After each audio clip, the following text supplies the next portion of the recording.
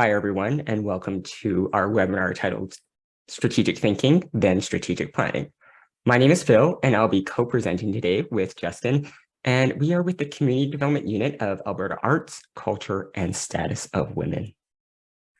First, I'd like to take a moment to recognize that we are on the traditional and ancestral homeland of many diverse people of Alberta, the First Nations, the Métis, and the Inuit, whose ancestors have walked and stewarded this land since time immemorial.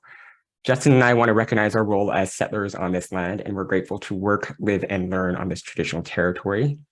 We are located all across Alberta and want to acknowledge the land of many peoples presently subject to Treaties 6, 7, and 8. And we also want to include the Métis settlements and the 6 regions of the Métis Nation of Alberta as well. And we make this acknowledgement as an act of reconciliation and one of gratitude. First thing, though, we want to get a sense from folks where everyone is at in regards to strategic planning. And on your screen right now, you'll see 2 questions.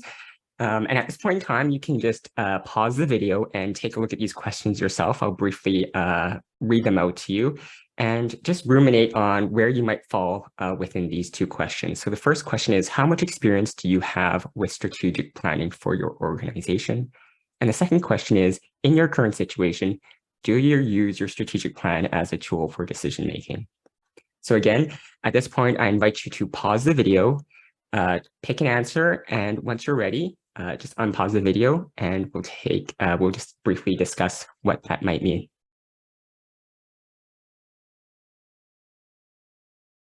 So, based off of your selections here, this webinar is going to have elements that will satisfy the most basic needs for how you to think strategically and create a basic strategic plan, as well as something for those people who are looking for some more advanced considerations around strategic planning.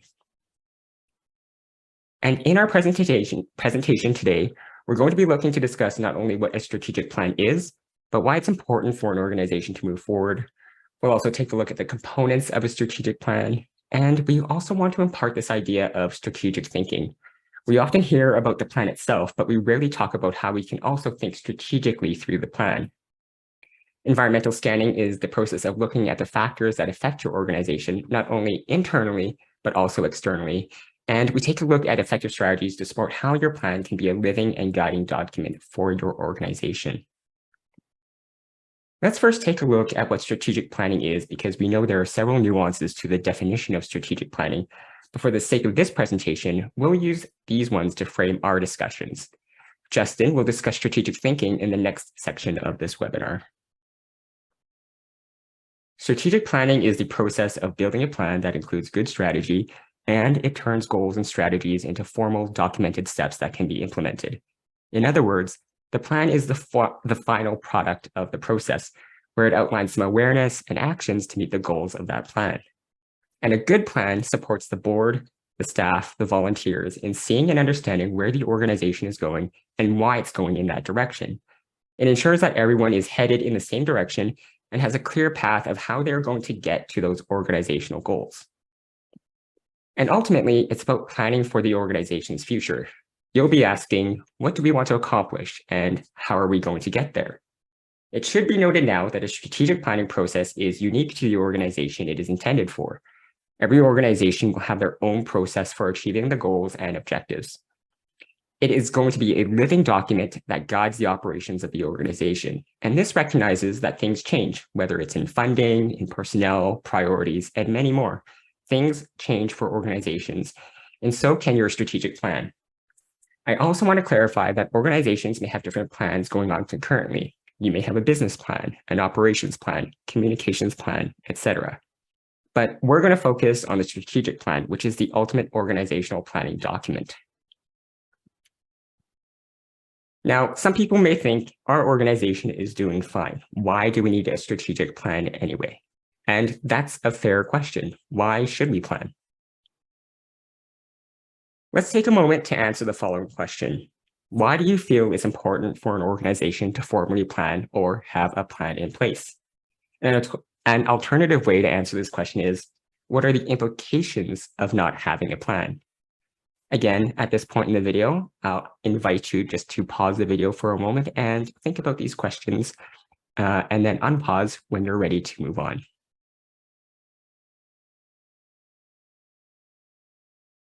Okay, so I'm going to share a few points about the benefits of strategic planning.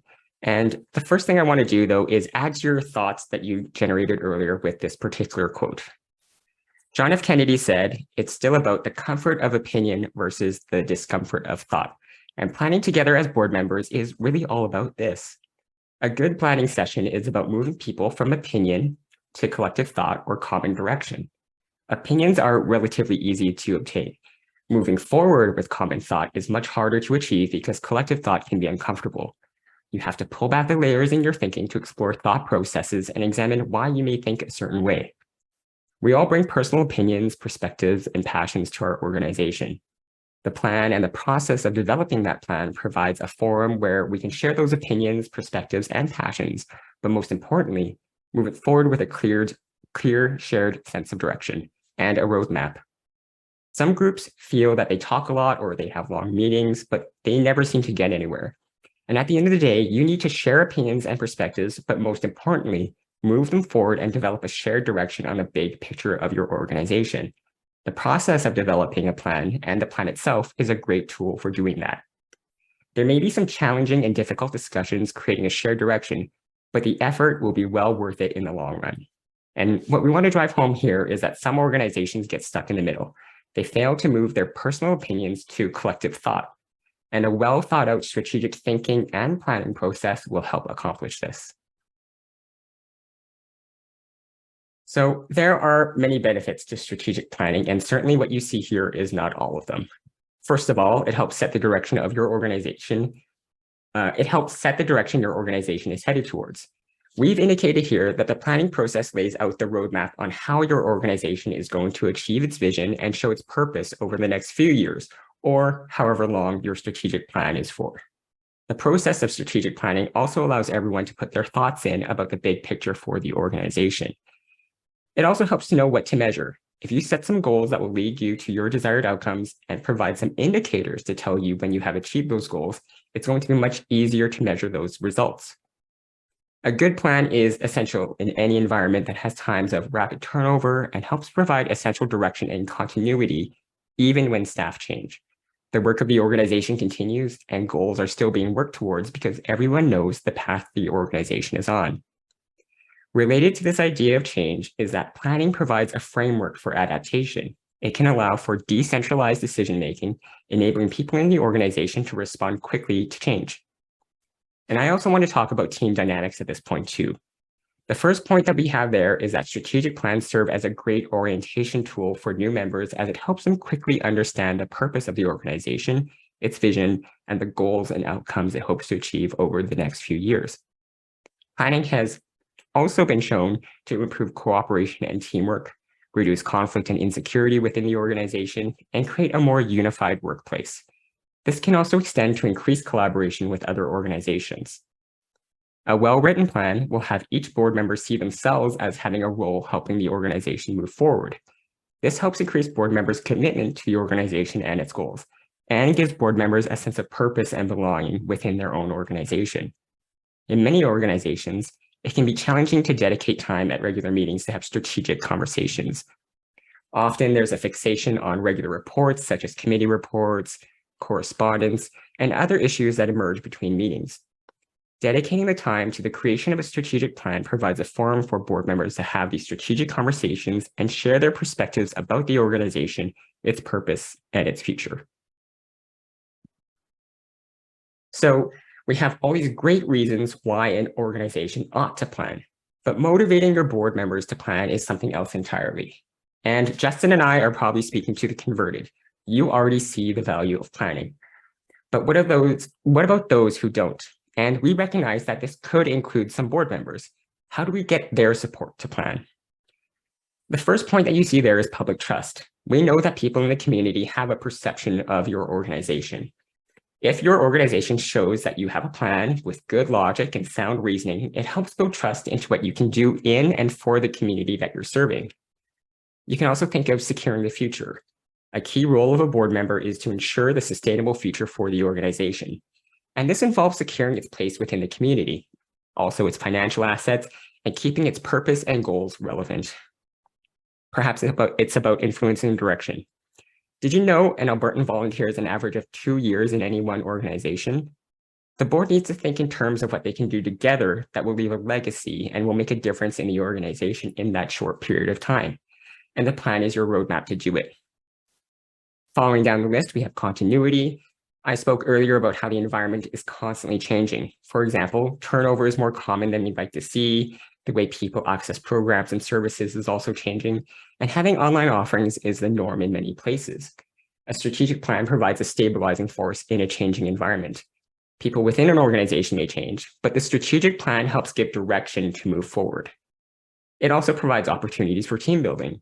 The whole process of planning is an opportunity for the organization to get to know each other. Similarly, it is a great tool for board orientation. The strategic plan is your best board orientation tool you have. And finally, it can help reduce time spent at meetings. Without a clear big picture, board members can fall prey to meeting time spent on going down directionless paths. A solid plan should guide decisions of an organization for when a board member asks, how does this align with our plans, or when discussions get sidetracked? In this next section, we'll take a look at some basic components of a strategic plan to lay a foundation for our discussion about strategic thinking. You are probably already familiar with some of the components found in strategic plans. Foundational statements like the mission, the vision, and your values, as well as goals and an action plan. There may be other terminology or steps that your organization uses, but a basic strategic plan will contain the following components that you see on your screen right now. We're first going to take a look at your vision and mission. Visioning is a vital part of setting your direction, which is the most critical role for any board. It involves asking yourselves what results you want to see or have 5, 10, maybe 20 or more years from now. And the key word there being results. It answers the question, how will the future be better as a result of your organization's success? We describe the vision as a snapshot of the future. It's a compelling description of what your organization is striving for. The vision inspires your group to achieve results and has an imagination-stretching, yet credible view. It needs to be realistic. No one wants to work towards a vision that is clearly unattainable. While a vision is a snapshot of the future, your mission is really about the business that you're in. And a great mission statement will tell another person what your organization does, who you do it for, and how you go about doing it. The mission is helpful when making decisions about priorities, actions, and responsibilities, and most tend to also emphasize action. Your organization may also have value statements that help shape your organizational culture. Now, for value statements to be of value to you, they really ought to be defined in the context of what your organization does. What I'm getting at is, if someone were to ask you what one of your values means to you, could you do it? Let's take this example. What organization has these values? Communication, respect, integrity, and excellence. Well, it could be any organization really, but this specific example is from Enron, one of the biggest American corporations that went bankrupt in 2001. And as we found out later, did not actually really embody any of these values. Moving on, we have goals. Goals are outcome-based statements that describe what results the organization wants to accomplish in order to move closer to its vision while working within its mission and values. Goals help identify the key areas where your organization will focus its resources, energy, efforts, and time. And you can ask yourselves these questions when thinking about goals. What and who are you trying to change? And also, what is the need or gap that you're trying to address? Strategies explain the how an organization plans to achieve its goals and objectives, and will set into motion actions or activities. For example, maybe you're an organization looking to increase your membership. What are some of the strategies that you can employ? Perhaps there is a target market or a population that you can identify, not just anyone who is willing to come. What are the incentives or benefits you can initiate to increase involvement? And finally, what kind of marketing do you want to do? Do you want to do social media, community boards, perhaps simply word of mouth? Those are just some examples of strategies that you can look into.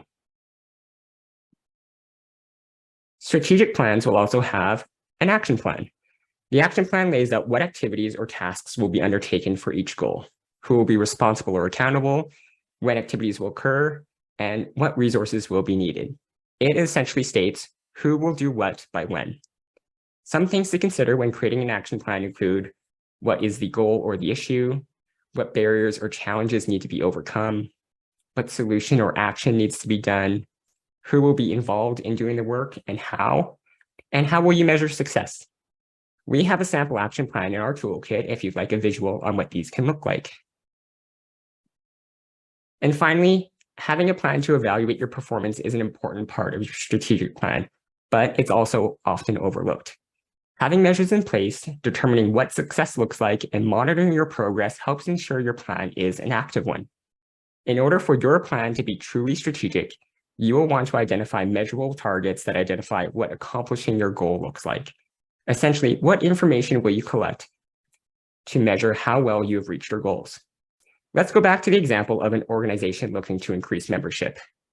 They can look at their current marketing strategy to target a specific population and determine some measurable targets. Did it lead to new membership? And this could simply be a checkbox question on a new membership intake form, perhaps. It could just ask, how did you hear about us? They could also ask themselves, did it lead to people asking more questions about our organization?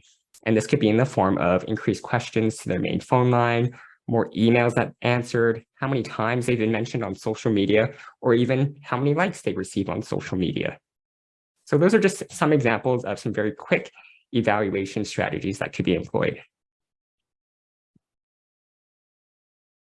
Now that we have an understanding of the basic components of a strategic plan, and before I hand it over to Justin to talk about strategic thinking and how to incorporate that into your plan, I want to touch upon who does what in strategic planning. First, I'd like to ask you this. What do you think your role is in shaping your organization's strategic plan? I've offered a few of our thoughts previously, but I'm just curious about what your thoughts were. And your answer to this could be from your role as a board member, or perhaps your staff or a volunteer. Perhaps you're a service user or a member of the organization. So again, I invite you to pause the video, think about this question, and let us know your thoughts.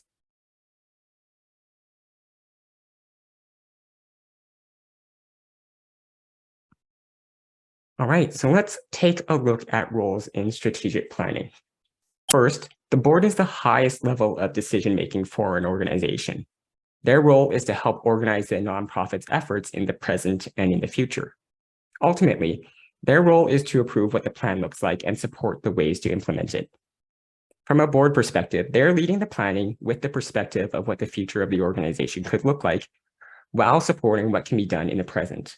Any decision-making done should have the strategic plan at the forefront. By being explicit about their work on the strategic plan, it shows accountability to the organization and the community they serve.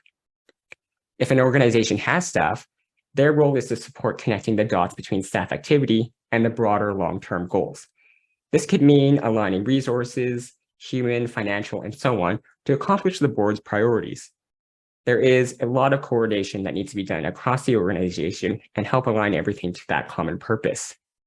There's also this level of trust built and sustained between staff and board as they know what the board wants to achieve and is working towards ways to do it. Staff can spend time in implementing what the day-to-day looks like as it reflects the ultimate future and the direction of the organization that has been set by the board. And here's a way to look at strategic planning in terms of operation. The board is at the highest level in terms of understanding the legislation your organization is influenced by, as well as setting the higher level vision and purpose of the organization. This doesn't mean that the staff or volunteers don't have a say in these things, however. Where the board and staff meet is at the strategies section, where there is often some work together on how an organization can achieve its goals. The staff will be the group that implements the tangible actions that are decided in the strategy, and often they're going to provide a boots on the ground perspective on a strategy and whether or not it's realistic and perhaps even implementable. Now, we understand that not all organizations have staff, so this may be a case where the board and the volunteers need to work together to implement the strategic plan. Whether or not your organization has paid staff, it's important to make the distinction between the highest level of decision-making and how the day-to-day operations look like. Does this mean that the board can't support the day-to-day operations or that staff and volunteers can't support the visioning or creation of the mission? No, there are conversations to be had in all of these areas. It's just important to know who is ultimately accountable to what at each level. And more often than not, the board will identify the goals and strategies for the organization, and the staff will implement those goals and strategies set out by the board. So in summary, there is a relationship with all parties involved at all levels of the planning process. And as you can see in this slide, the board and staff have some involvement in every area when planning and crafting the strategic plan. There's a lot of information on this particular slide, and I summarized it very quickly. So I'll just invite you to also right now pause the video if you'd like to take a look before I hand it over to Justin to talk about strategic thinking.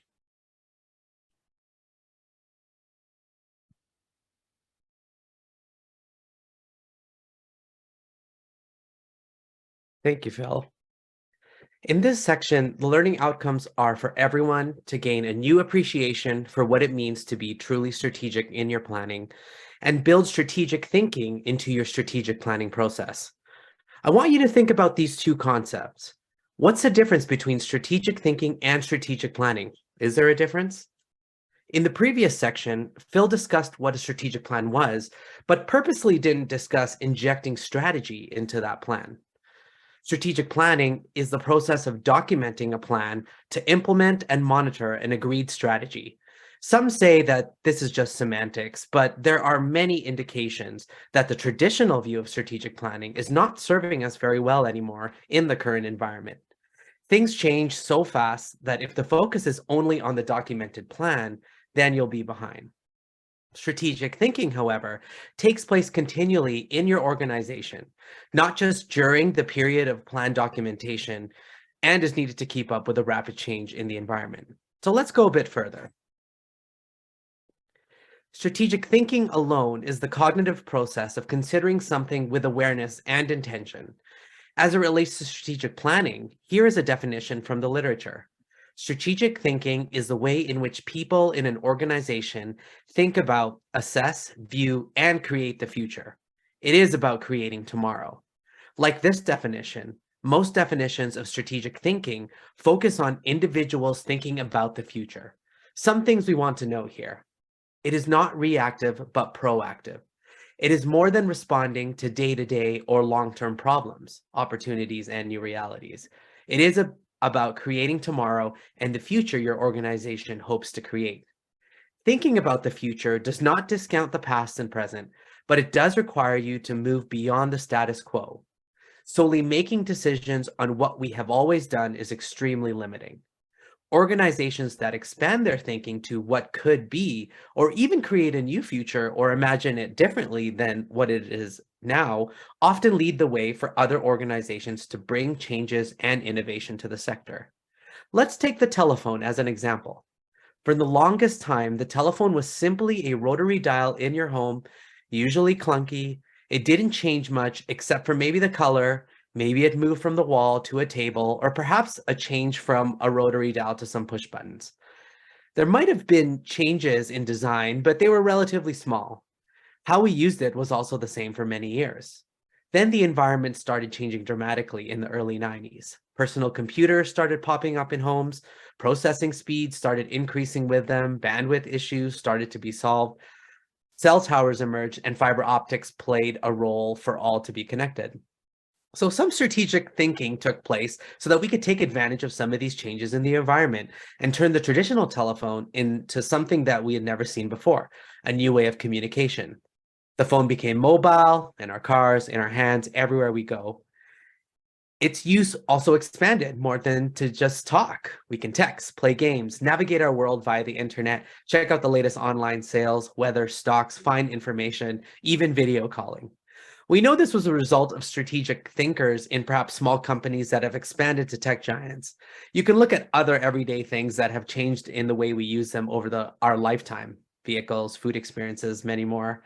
The key part of their thinking was not just accepting things that will always be the same, like planning around the status quo. They imagined things completely different. They scanned their environment, looked for completely new options, and developed new prototypes and asked, how can we incorporate new technologies and advances to completely offer something beneficial to our service users like they've never seen before? Now, I know these examples tend to be in the for-profit space, but in the nonprofit environment, we see these sort of ideas as well. Think of the arts community and how during the pandemic, they've changed the way people consume art. Virtually or on demand are now possibilities. Fundraisers that go beyond a local community with the introduction of crowdfunding and virtual fundraising platforms. The list goes on. We believe that the nonprofit environment is changing fast and organizations need to be thinking strategically just as much as the for-profit sector. Some current trends we are seeing that indicate things need to change from the status quo are a reduction of grant funds at both the government and private levels, the change in what volunteering looks like. Even by definition, volunteering may be different generationally. Changes in communities from infrastructure to composition, and changes in government. Though you may not think that some of these things directly affect your organization, with a little thought, you can see how some trends almost create a ripple effect in ways that may not be as obvious. Let's take a moment to further reflect on how strategic planning and strategic thinking differ. Strategic thinking is about synthesis. It is generally intuitive and attempts to go beyond what logical thinking can inform. Because information about potential futures is always incomplete, the thinking required for success in this activity needs to be forward-thinking, open-minded, and possibly experimental. Strategic thinking is concerned with exploration, usually based on limited and patchy information, and options, not the steps needed for implementation of actions, which is the realm of strategic planning. So strategic thinking needs a particular mindset and capacity to move beyond conventional thinking. It needs open minds, and you have to be comfortable working with ambiguity. You have to be willing to be challenged about how you think your organization operates and be open to listening to diverse and conflicting perspectives. Now, this does not mean you have to take on conflicting perspectives. It just means you have to be open to listening to them. As we said a few moments ago, strategic thinking is about being proactive instead of reactive. On the other hand, strategic planning is about analysis, the breaking down of a goal into steps, designing how the steps may be implemented, estimating the anticipated consequences of each step, and measuring the manner by which progress is being made, which are documented in a plan. So this is a planned, programmed activity requiring thinking which is strongly analytical and logical in order to ensure that things stay on track. Just to note, we are just comparing these two processes. We're not saying that strategic planning as a process is worse than strategic thinking. We're just laying out concepts for you today. So in brief, as a process, strategic thinking is about exploring options, and strategic planning is about implementing actions. Now, we know this may not be a new concept for everyone, but we'd like to provide a foundation of what this could look like for your organization. So just as a bit of a reflection, how could you incorporate strategic thinking practices into your organization? For example, you might be asking at a board meeting, how do we make our community better by the work we are doing today? Maybe you do routine environmental scanning. Maybe you question whether current practices are helping or hindering the organization. Or maybe you have a process in which you check in with the community you're serving to determine your current needs.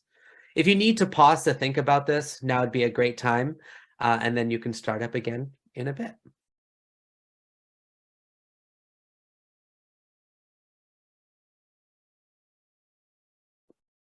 Now we want to introduce to you this model, a future thinking model, which was written by Marie Conway. She is an Australian researcher and the founder and writer of Foresight in the Present.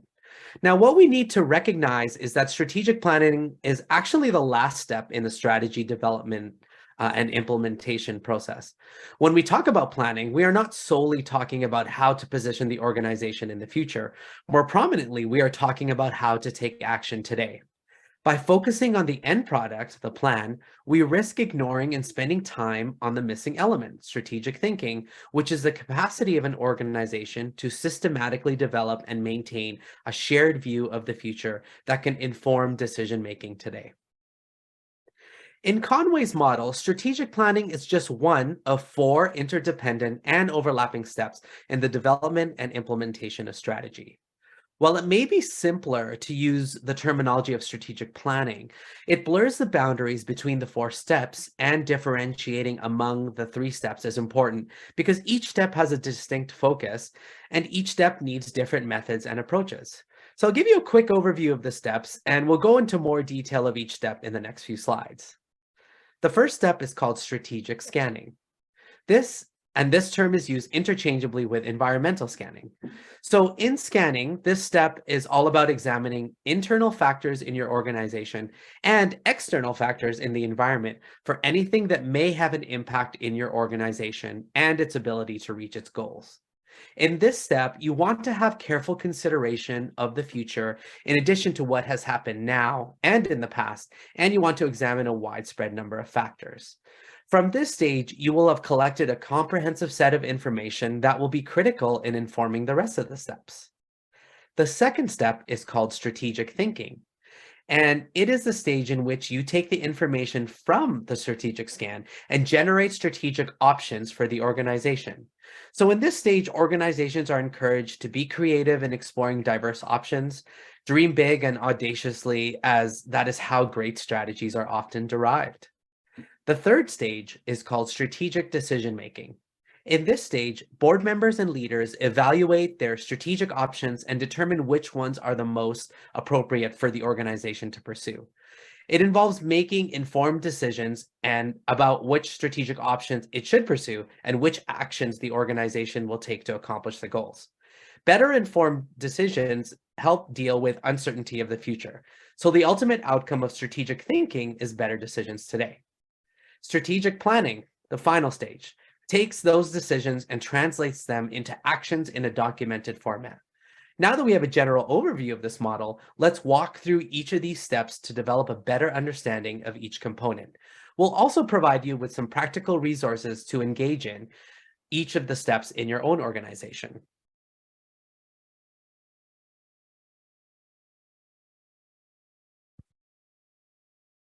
To help us understand this concept better, I'm going to share with you an example of incorporating strategic thinking before actual strategic planning.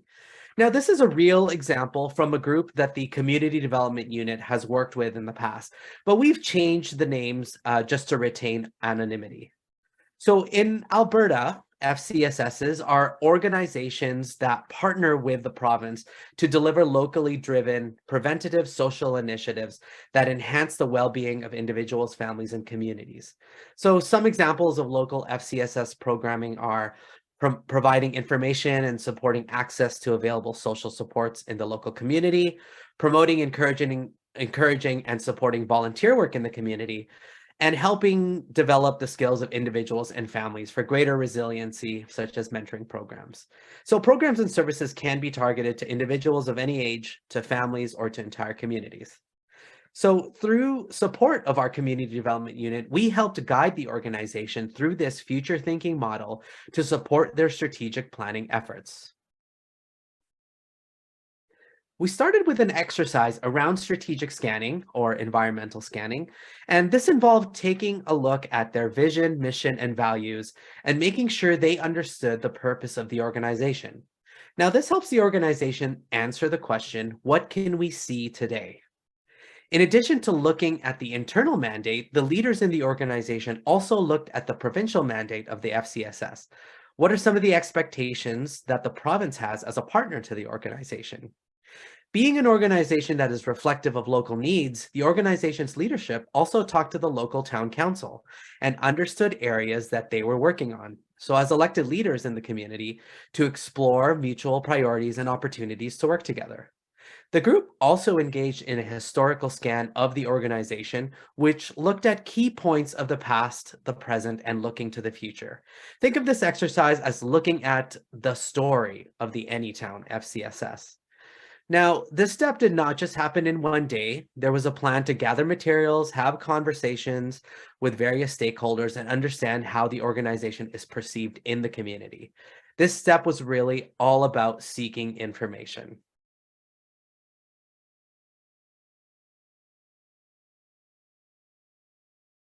The next step in the future thinking model is strategic thinking. This step asks the question, what might happen in the future? So as mentioned in the first step, the Anytown FCSS did a lot of connecting with stakeholders, including their local town council, looking for potential alignment in priorities and work in the community. With all this work done in the strategic scanning stage, the organization was able to better frame their mandate, made it clear what they wanted to achieve for the organization and the community. The organization brainstormed all the possible options to strategically position themselves in terms of the programs and services they will provide and build community capacity within their mandate over a period of time. In this case, they looked at a 3, 5, and 10-year time period. This included naming each strategic position or option, developing a description for each, and identifying the pros and cons of each position or option. They were also able to categorize each of the options into a few main areas. Some of the ones highlighted were what the status quo looked like, what was a family focus, and a supporting seniors focus, amongst others listed there. This stage was about option generation, as many as they had, while being reflective of the scanning work they did in the previous step.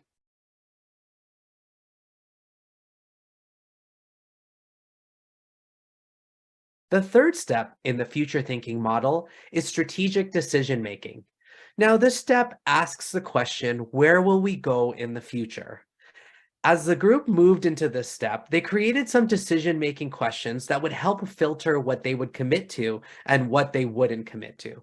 Some of these questions included what options would be the hardest or easiest to implement, which options would provide us with the least or most short or long-term gains, which options should be the least or most supported by our members, which options are you feeling least or most comfortable with, which options do we all agree is not the position we want to take over the next few years?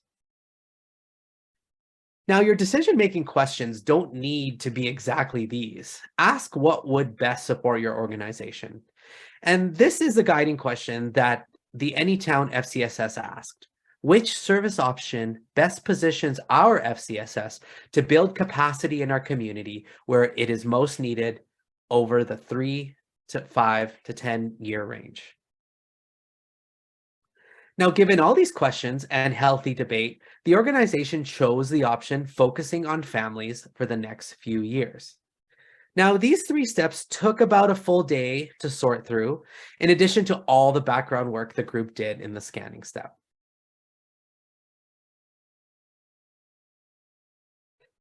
After a few weeks of reflection and internal discussion, the leadership reconvened to work on the last step in the future thinking model, the strategic planning step.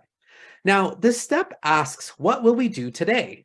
You see that strategic planning only starts when we've done some of the thinking work ahead.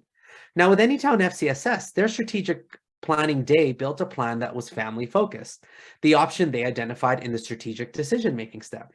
Did this mean they did not fully engage in work with seniors or youth? No, it just meant that this work involved framing it with a focus on family. So in choosing this focus, it also meant that they had to let go of some of the work that they always did.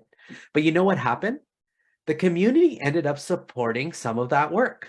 For example, they had a program that involved shoveling seniors' walkways during the winter. This was a program that Anytown FCSS identified as outside their new family-focused mandate. The program became another opportunity for an organization in town to pick up, and it aligned closer to their own mandates. Was this a difficult process? Definitely. But by being clear about the Anytown FCSS focus, it opened the door for other organizations in town to provide a service that fit their own mandates better. If we were to look at traditional planning, I would say we would ask the question, what do we want to do in the next 3 to 5 years? Now, we can get feedback from every which way, and so it's not really helpful or productive if we aren't planning with a focus. This is why it's important to do the scanning piece, identifying what is happening around you and understanding how your organization is perceived to the greater community you're part of. By identifying focus areas, you can position your resources to what you can do at this time. Will things change? Yes, of course, but you're making decisions based on what resources are currently in place. So think about your board composition, who your staff and volunteers are, and think about the current needs of your community. Now, we know this is not going to be for every organization, but I think it's important to highlight the value of committing the work ahead of time before you actually start your strategic plan. Now, we use Conway's future thinking model as the and the example I just shared as a jumping off point to look at how we can truly be strategic. We're going to go back through the traditional model and look at ways we can incorporate strategic scanning, strategic thinking, and strategic decision making into the process of developing a truly strategic plan. We'll walk through each of these steps in the basic model and explore and identify ways to make it more strategic. One of the key methods of building a truly strategic plan is to engage in a strategic, environmental, or situational scanning activity. Researchers and practitioners unanimously state its importance. If you do nothing at all, do an environmental scan, as you will be more informed and will inherently make more informed or better decisions, as you heard about the process in Anytown FCSS.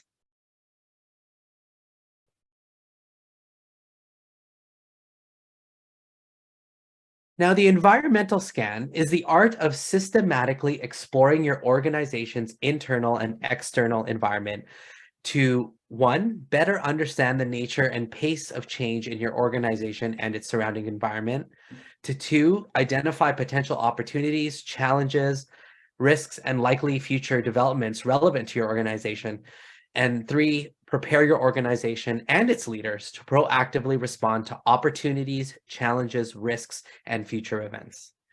The environmental scan explores both new, strange, and weird ideas, as well as persistent challenges and trends faced today. It focuses on factors spanning across time, such as past successes and failures, present circumstances, and future trends and issues. A well-developed environmental scan is critical to any successful strategic planning process.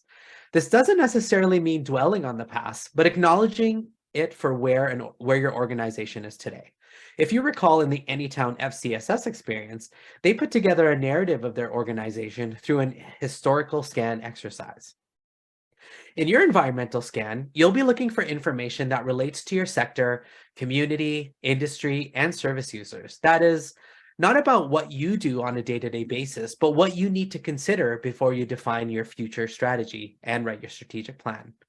While researching, you can think and you can be thinking and looking for information about your industry, your field and its operating environment, your services and how they might evolve, your service users and how their expectations might change, risks and issues that are likely to affect your organization and your service users, emerging and converging trends, and emerging shifts in what we think is the status quo. What we are really trying to say here is to approach scanning with an open mind. The space is about possibilities. It's about what might happen in the future as a result of evolution of the trends you have identified, not about what is here and present today. Just a reminder, this step is not about making decisions on the future. It is just looking at what is happening currently. Naturally, you want to look at trends that confirm what you believe right now. Instead, we encourage you to also look at trends that may be outside your perspective, to open up new possibilities for your organization that were previously unseen or ignored. This entire step is to inform decision-making later on. Simply engaging in an environmental scan will increase your strategic capacity. Here are some other key points to make your scan strategic. Researching helps to overcome gaps in knowledge, biases, assumptions, preconceptions, or misunderstandings. Some organizations task a team or group of people to do this work. It is a challenge for a single tool or research approach to provide a complete analytical framework to clarify ambiguous data or to assess and prioritize the impact of information. Using multiple tools provides multiple lenses to look at or seek out information to provide a more robust framework for analyzing information and assessing its impact on your organization. When scanning, try to use credible sources, get diverse perspectives, including talking to people who use your programs and services, and evaluate your strategic plan against emerging environmental factors. Reflect and think about how will environmental trends affect what we do and what will challenge our relevance in the future. How do we remain relevant if that's our goal? You may have seen and used some of these tools in the scanning process. I talked about a historical scan earlier. It's a process that looks at the organization's evolution over time. A SWOT analysis is very popular. This looks at the strengths, weaknesses, opportunities, and threats to an organization. So it is an analysis of internal and external factors that affect an organization. There are many tools out there, so look for something that works best for your organization.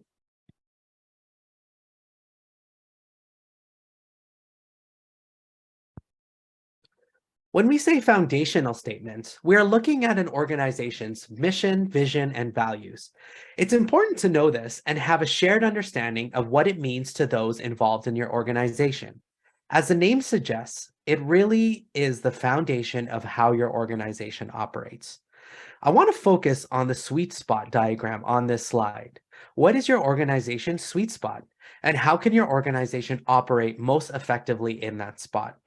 As you can see, the spot is nestled between what your service user, clients, or community needs and your organization's capabilities. So what are your resources, human, financial, and so on? Just notice that it has nothing really to do with what would be a competitor's offerings. Really, it's how you situate your resourcing best to the needs of the community. In terms of overall strategy to think through, nonprofits are concerned with broad decisions about the total organization scope and direction, focusing on the organization as a whole. Basically, they consider what changes should be made in the organization's growth objective and strategy for achieving it, the areas of service it is in, and how these areas of service fit together. When we think of strategic thinking through our foundational statements, we want to think about our greatest value to those who are accessing our programs and services. Let's think for a minute about how an organization that works with youth in a community. There are many ways you can support youth, from recreation to education to supporting mental health. What are the areas in which your youth serving organization can be the greatest value? Is there a large YMCA perhaps in your community that would it be helpful if you also provide recreation services as well? Maybe, maybe not. This is where you want to be able to think through your ability to serve best. So your decisions in this space will again come out of where you think your organization can best thrive within your environment.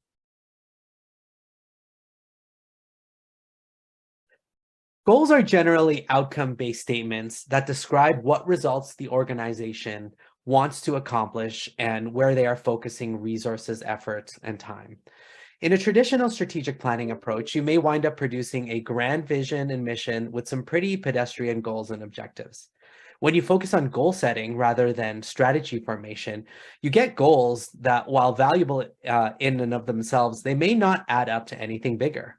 So when you use goal areas, example, programs, human resources, you end up with a lot of goals that can be hard to keep track of. As we mentioned earlier, some traditional strategic planning jumps to the stage right away. Goals should have a focus, because if you're an organization that wants to do everything, you really end up doing nothing. This goes back to understanding who you are as an organization, your identity, what are your foundations. Your goals should be aligned to this.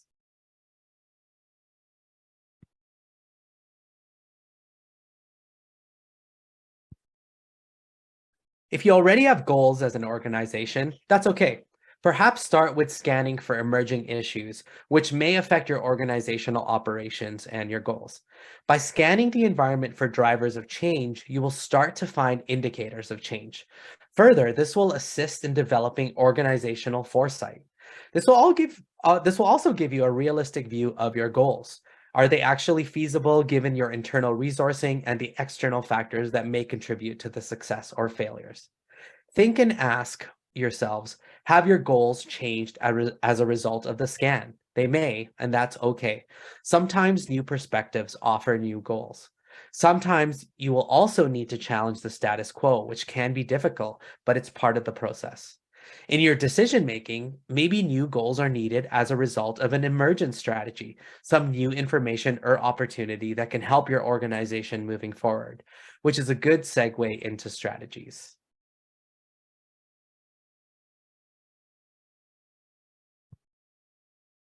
The next step is developing strategies, which we've noted here should create or sustain an advantage that your organization has.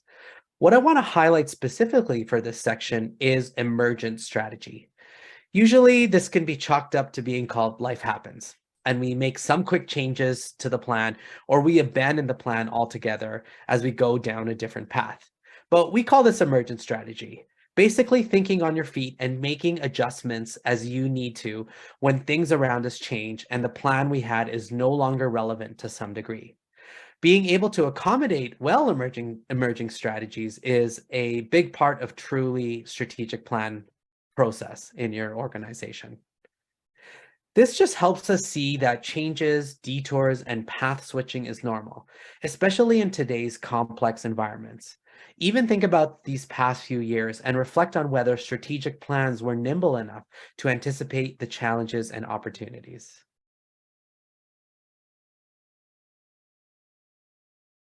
Formulating strategy. Essentially, all strategy is to create, sustain, or leverage an advantage.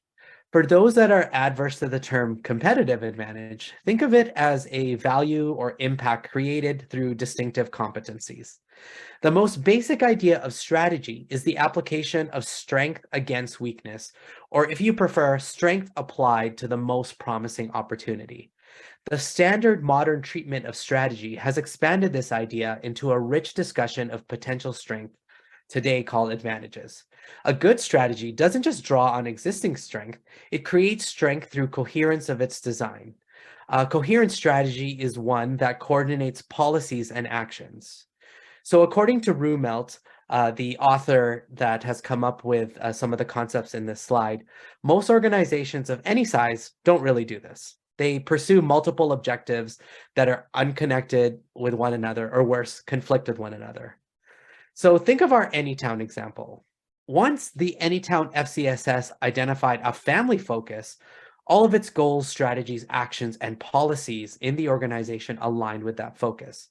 So coherent strategies to achieve clearly defined goals, more than simply a strategy against a weakness.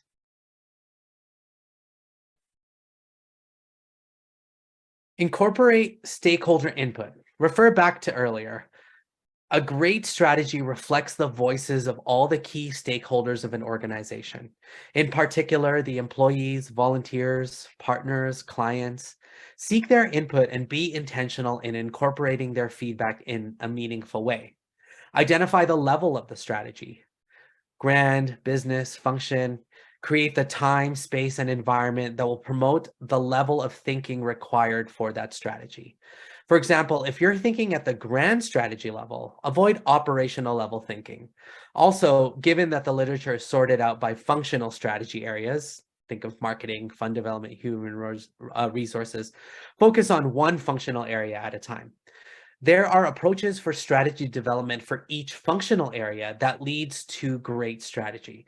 And when developing functional strategies, use the approach that best aligns with that area. Develop the strategy, then move on to the next functional area. Promote divergent or many ideas, from safe to outrageous, then narrow ideas down. This promotes creative thinking, new perspectives, large picture thinking, etc. In this process, you want the diversity of ideas and perspectives to generate the most diverse, crazy, or wild strategies as possible. It is through this diversity and creativity that the best strategies are found. Establish a criteria and screen based on your larger strategy, your distinctive advantage, and perhaps your business model. Identify some core criteria that will be used to screen and evaluate the strategies you come up with. Relationships with other organizations. Nonprofits do not operate in a vacuum. Identify that sweet spot of your organization and identify how other organizations influence your organization, its sweet spot, as well as the clients that it serves. Some great strategies will capitalize on partnerships or collaborative opportunities. Other great strategies will capitalize on what makes the organization unique or competitive against other organizations. Nonprofits need to be at both ends of the spectrum to be successful.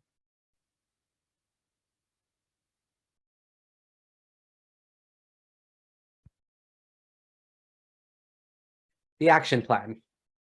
Take it beyond just a listing of detailed tasks and action steps. So consider the desirability. Does it focus on those we serve, provide services to, or support? In the end, our organization's purpose is to support the greater community or area. Consider the feasibility. Does what we have planned actually look possible to do? Yes. It is great to have lofty ambitions, but also look at your resources, both human and financial. Can we actually do this? And consider acceptability. Is this something that we can defend easily and be accountable for? What is the impact if we succeed? And conversely, what is the impact if we don't? So again, looking at our future thinking model after your action plan is created, you want to continually scan your environment in order to assess how feasible the plan is. Sometimes you won't know how feasible the plan is until you start doing it, and that's okay. Be open to those emergent strategies that may come up. Think through the options to address your goals to make your action plan more effective and decide which options to pursue based on your scanning, resources, and ability to do it. Before I pass it back to Phil, just a couple of other notes on incorporating a purposeful strategic thinking and then planning model for your organizations. We often hear organizations say, we don't have time for that. And to that, I say, what is more important at the moment? If you want to create a plan that is future thinking and made to alleviate the challenges of today, then you'll need to prioritize the work. Maybe you can't commit a 3-day retreat, but you can perhaps take time at your staff and board meetings to talk about the future of the organization. What are you seeing in your environment and ways you can make things better for your organization? We also acknowledge that this approach is not for everyone. By no means are we trying to prescribe how you should do a strategic plan. We're just offering a different point of view. If you have a method of strategic planning that's been working well for your organization, by all means, do what works for you. When we talk about taking a good look at our resources and how to use them effectively and immediately, there is an investment of time involved. From the practical sense, think about investing our own resources, whether it's financial or our time. We often need to think through how we can be most effective in that space. As an organization, it's good to self-reflect and ask, where do we want to position ourselves best? And that often takes time to do. Now I'm going to pass it on to Phil to talk about the last concepts of the day.